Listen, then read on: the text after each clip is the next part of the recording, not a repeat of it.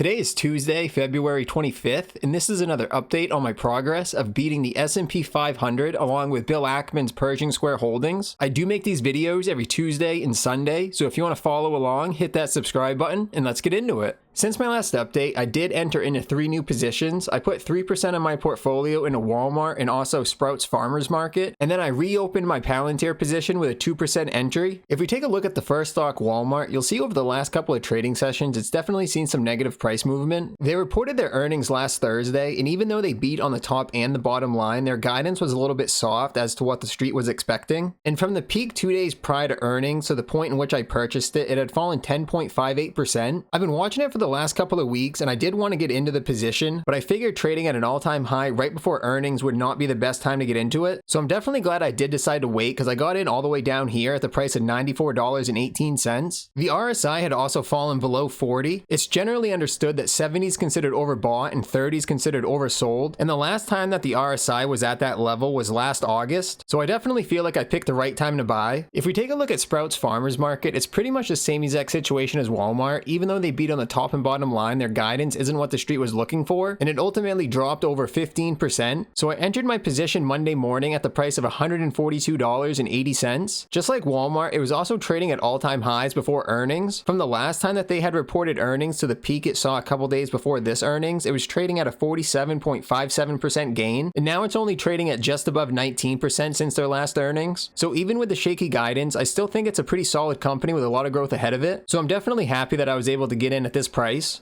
And then lastly, if we take a look at Palantir, you can see that the sell-off is still continuing. In my last update, I said that if the price crossed below this line, I would reopen my position at 2%, and that's exactly what I did. This green line represents where I originally sold out of it. Palantir had dropped 21.47% from where I had sold out of it, so that's essentially the discount that I reopened the position back into. The plan is to invest another 2% if it crosses below this level. This current line graph only shows where the price closed at. If we switch to the candles, you can see just how close it actually came to crossing below it. I almost jumped ahead of myself and invested that next 2%, but I know that it's better to wait until it actually crosses below that level. Currently, its RSI is still slightly above 40, so technically there's still a little bit more room for it to drop before it's considered oversold. So if the sell-off does continue, I'm going to be glad that I saved that 2% instead of prematurely investing it. If we take a look at the events this week, the consumer confidence report came out today, and it was shy of estimates at 98.3 versus the expected 102.3. The markets definitely don't like that, because that means that the labor market conditions are weakening and that the consumers are less optimistic about business conditions and future income. It was also the lowest level since June of last year and the lowest monthly drop since August of 2021. Consumer confidence has been doing pretty well, so hopefully this is just a 1-month anomaly, and by the time that the next report comes out, it'll be a lot better. On Wednesday, we have new home sales, and then on Thursday is going to be the initial jobless claims along with pending home sales. And then on Friday, we're going to finish it off with the PCE index, which is the Fed's most closely watched indicator as far as inflation goes. So if that number comes in higher than expected, that's definitely not going to be good for the markets at all, especially mixed with a low consumer confidence. And this is what the SPY chart is going to look like right now. You can see on Monday, the 5-day officially crossed below the 15. In a bull market, you always want the 15-day moving average on the bottom, the 5-day in the middle, and then the SPY price on the top. And right now we have the complete opposite, and what I look for a market reversal is when the 5-day finally gets back above the 15. So when we're in a situation like this where the SPY price is below the 5-day and the 15, the first thing that I watch for a market reversal back to a bull market is when the SPY price can get above the 15, because the 5-day will never get above the 15 unless the SPY does so first. And then as long as the bull market continues, the 5-day will get back above the 15, and then we'll have exactly what we want, which is the SPY price above the 5-day, above the 15. I do always try to make it a point to keep some cash in my portfolio for situations like this. I do have a buy level set where I intend to increase some of my positions in my portfolio. The SPY price is hovering above that level right now, but all it's going to take is another 0.37% loss to get there. And if the market falls all the way down to this level, I intend to add some there as well, which would be a 1.45% drop from where we currently are. But hopefully we get some good news and we're able to move higher. These are going to be all of my current positions. With the 3 new ones that I've added, that now brings me up to a total of 13. My top 5 are currently Meta, Nvidia, Microsoft, Costco, Cisco, and Welltower, and those make up 50.27% of my portfolio. Nvidia does report their earnings after the bell tomorrow. Currently, it's down 7.21% of my portfolio. I feel like there's a chance that even if Nvidia reports good earnings, the share price could temporarily still go down, but as long as the earnings are actually good, I'm going to use that as a buying opportunity to increase my position size, because right now I only have 83.47% of my portfolio invested, which means I have 16.53 in cash, so I definitely have the room to do it. It wouldn't necessarily be a whole lot, but right now it makes up 12.8%, so if it drops to, let's say, 12%, I could see myself increasing it to make it back up to 14, because I feel confident over the course of the year it's going to ultimately move higher, and again, that's going to be tomorrow after the close. Since Monday, Pershing Square had a decline of 3.4%, my portfolio had a decline of 2.13%, and the S&P 500 saw a drop of 0.96%. Which brings us year to date. Pershing Square is at a gain of 11.38. My portfolio has a gain of 4.57, and the S&P 500 is at a gain of 1.48. That's going to do it for today. I do make these videos every Tuesday and Sunday, so if you want to follow along, hit that subscribe button, and I'll catch you on Sunday.